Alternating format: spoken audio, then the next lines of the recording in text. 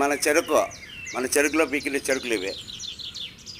ఈ చెరుకులన్నీ పండక్కు అమ్మ వేసింది ముగ్గు. నేను ముస్లిం పాపం కష్టపడి వేసింది ముగ్గు.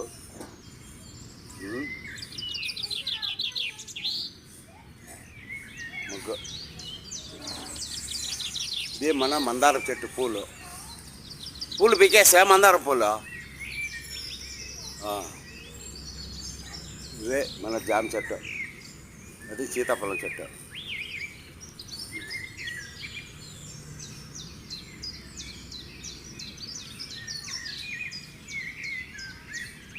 అదే